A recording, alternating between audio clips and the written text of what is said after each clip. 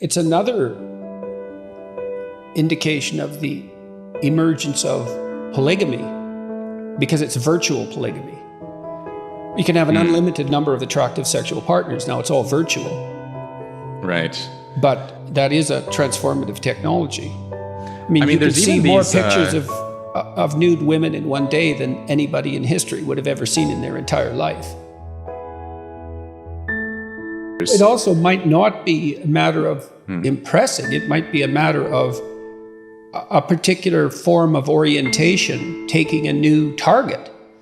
I mean, for most of human history, women who were in between 19 and 25 had infants.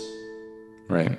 Okay, so now they don't. That's not a trivial transformation. That's a fundamental, earth-shaking, traumatic, dramatic transformation. And so we would expect that to have no political impact whatsoever. We've had relatively reliable birth control since 1960. Okay, that's not very long. And we underestimate the unbelievable technological triumph of birth control. It's the hydrogen bomb, it's the transistor, like it's a major league transformation in human interaction. Women are now free from involuntary reproduction. That's never been the case in the entire history of the planet. Okay, we don't know exactly what to do about that. Okay, so the first idea in the 60s was, hell, let's party. And you could see why. It's like what the rules for not engaging in promiscuous sexual intercourse seemed to have vanished. So we had a couple of decades of experimentation. It's like, well, how'd that go?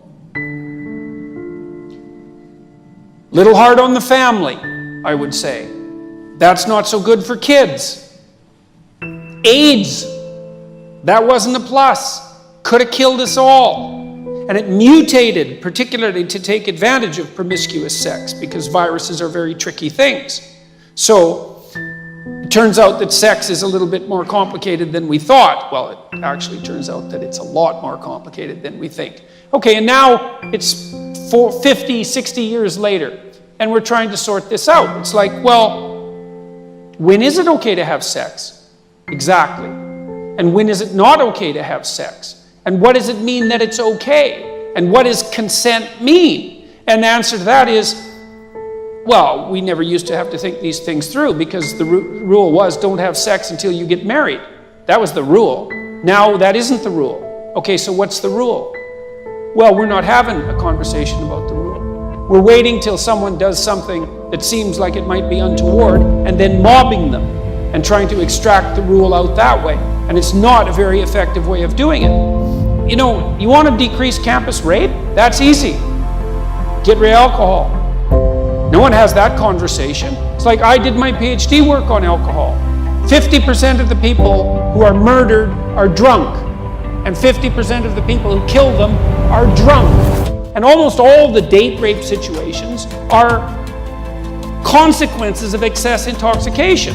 But yet there's a party culture on campuses, and anything goes. And you also have this strange thing, especially on the radical left, which is unbelievably paradoxical, where absolutely every form of sexual expression imaginable is 100% permissible because sex is fine, but it's so dangerous that while you're dancing with someone at a Princeton mixer, you have to ask them 2 or 3 times if it's okay for you to continue. And that's actually the case, by the way. I'm not making that up. It's like, well, both of those things can't be true. Now, what's happening, I think, on the Me Too end of things and the affirmative consent end of things is the old sexual taboos are reasserting themselves. The idea that we can extract sex out from emotional intimacy, and especially emotional intimacy, I would say, psychological intimacy, maybe even from long-term relationship, I don't think we can do it. And a lot of what we're seeing is the backlash against that. It's like, well, I feel used. Because one of the things that's happening on the really radical end of the anti-sexual abuse movement is the idea that, well, if you have intercourse with someone and then you regret it the next day, that's evidence that it wasn't consensual. Well, it is, in a sense, evidence that it wasn't consensual, because it's evidence that you didn't bloody well think it through, right? It was good for last night, but it's not good for today. It's not very wise. The question is, well, what constitutes consent? And we need to have a very serious conversation about that. Like, under what circumstances is it acceptable to give consent? But we're not mature enough to have that conversation. We want it both ways. We want to be able to do whatever we want, with whoever we want, whenever we want, with no consequences, and we want there never to be any trouble about consent.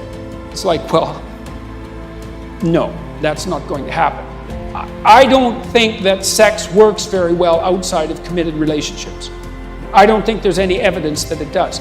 There's a strong proclivity across cultures for the enforcement, social enforcement of long-term monogamy.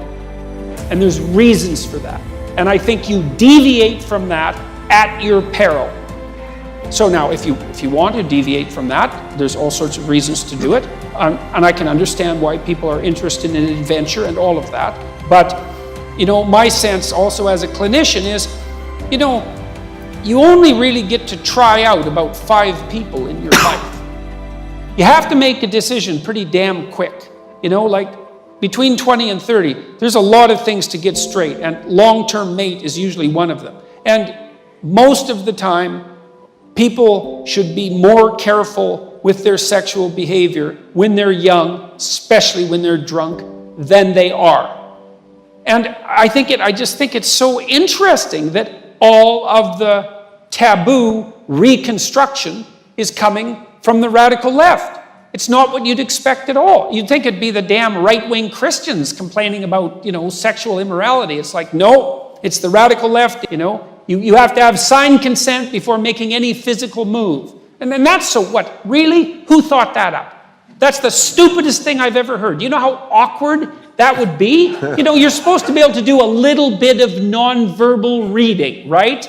I mean, that's part of romance. You ever see a movie where the 2 people who are dating exchange consent notes? Like, that doesn't happen. So it's an unrealistic solution. But I think the real solution is that despite the fact that we have reliable birth control, we're going to have to relearn what the acceptable rules of propriety are with regards to sexual relationships. One of the things I often tell my young clients is, don't do anything physically with anyone that you wouldn't talk to them about. Because if you're too damn embarrassed to talk about it, well, maybe it's a little premature in the relationship to actually do it. And then there's harm in it. There's emotional harm in it on both parties. There's the cheapening of both parties. So it's going to take us a long time to sort this out. But hopefully we can do it in a serious manner, and it won't be merely a matter of mobbing those who seem to have made an error. One of the other things that you want to think about with regards to sex, and I think this is probably particularly true for women, is that to what degree is it in women's interests to allow the cost of sex to fall to 0? Because with pornography certainly does that. And it just seems to me that that's not a very good long-term strategy for relationships between men and women, because whatever sex is worth, the cost of 0 is the wrong price. I've heard from a number of women read blog reports on their frustration with their attempts to be relatively sexually selective. Like, let's say they decide that they're not going to sleep with their new partner on the first date. They're frustrated by the fact that to the degree that they're being cautious in their sexual behavior, which I think is actually an admirable idea, that they're instantly outcompeted, especially if their partners are somewhat impulsive, by women who will say yes at the drop of a hat. And so, well, again, I don't think, it depends on what the goal is. That's the thing, is that there's short-term sexual gratification, but the literature indicates that married couples, for example, or couples in a permanent long-term monogamous relationship are more sexually satisfied than single people. And maybe the single people have to be parsed out into those who are sexually successful and those who aren't. But I suspect that wouldn't make that much difference, but whatever.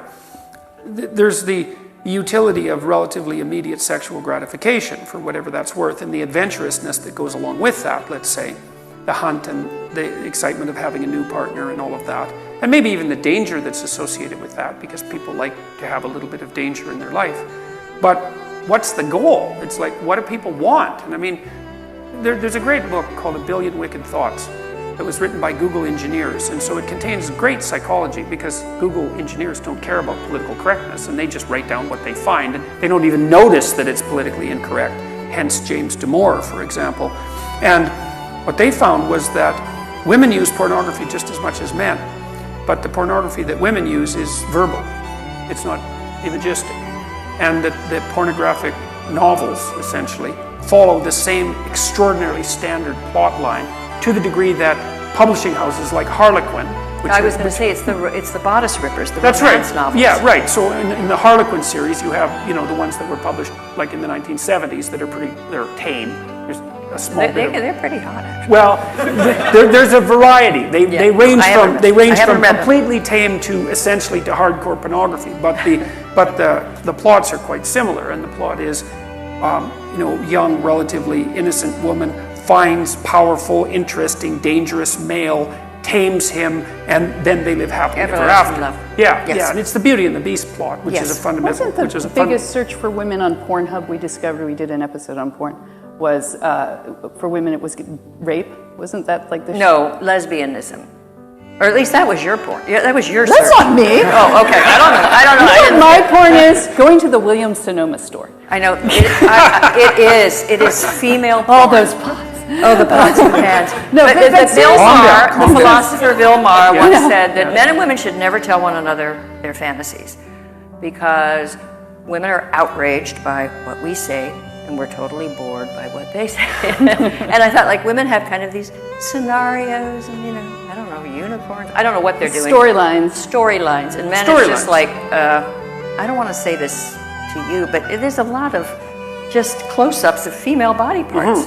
Yeah, well, men are much more visually oriented and sexually. But now they're being shamed. I mean, now it's called the male gaze. And so there's all this like, oh my God, the Sports Illustrated is exploiting the female figure. I think, yeah, I mean, men like it.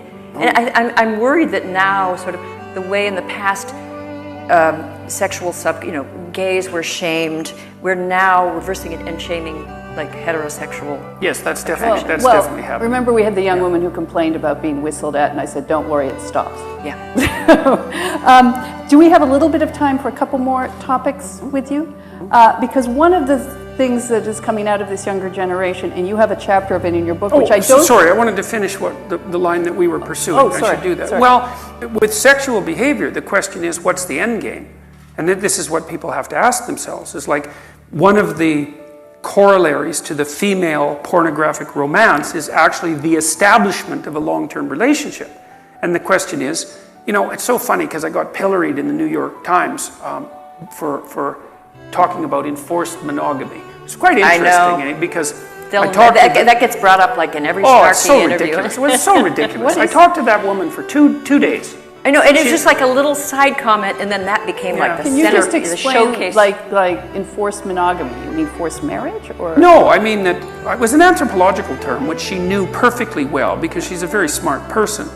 And all it means is that there's a pronounced proclivity in human societies around the world to enforce monogamous relationships at multiple levels of the sociological hierarchy. You do it culturally, you do it in expectation, you do it legally. And enforced monogamy, so my son was just married, and if he came to me next year and he said, hey Dad, guess what, I've managed to have 4 affairs in the last year with hot women and my wife hasn't found out about any of them, I'm not going to pat him on the back and say, good job, kid. I'm going to say, what the hell's up with you? You violated the vow that you took, you're putting your whole future at risk, you're betraying yourself and your wife, and well, that's enforced monogamy. You know, the idea is that the social norm is the establishment of a long-term monogamous relationship, and that there are strictures put in place to support that, but also to punish deviation from it. And you say, well, you know, maybe not so much on the punishment end, but it depends. It's like, what do you want? What is it that you want? You want a long-term stable relationship or not? And if that's the goal, then your behavior should be devoted to whatever it is that facilitates that goal. And I certainly don't see that casual and impulsive sex fits that bill, not in the least. And all of the evidence with regards to living together shows that that's actually detrimental to the establishment of a long-term relationship. So, first of all, common law marriage, people who are in a common law marriage are much more likely to be divorced. So that's the first thing. The second thing is, people who live together before they get married are much more likely to be divorced after they get married. So the idea that, well, you can try someone on for size and see how it works, and then you're going to see if you're compatible. It's like, that's one story. Another story is, well, how about you and I live together for a little while, and you know, if you're not so bad, but maybe I can find someone better. And if I do, you know, in the next year and a half or so, because we're not hooked together in any formal way, I can just trade you in. It's okay, you can do the same to me. But I don't really see that as the sort of complementary mutual interaction that leads to the formulation of long-term trust. And I think it's a better story for interpreting what constitutes living together than, well, you know, we're going to try each other out because that's what mature people would do. It's a lease or a rental. Yeah, well, that's right. Wash the rental cars or the leases. Yeah. Well, that's it. But most importantly, the data indicate that it doesn't work. Is that you're more likely to get divorced, not less likely, because maybe the right attitude is, well, you're probably about as flawed as me, and you know, we're lucky that we found each other, and so let's see if we can make a commitment because we're engaging in something that's very risky, you know, an intimate relationship, and we're going to commit to each other and see if we can build something of value across time. And there's a definite risk in that, but there's a complement to your partner. It's like, well, I think you're worth making a sacrifice for. And what's the sacrifice? Well, it's everyone else. It's a big sacrifice. And if you don't see that as a compliment, then I don't think you're thinking, because not only is it a compliment, it's sort of like the ultimate compliment. And maybe you don't get to have a marriage that works without that compliment. Maybe it's so difficult to establish a long-term relationship that's functional that you have to make a walloping sacrifice very early on in the relationship in order for that to even be a possibility. And you know, maybe not, because what the hell do we know about what binds people together?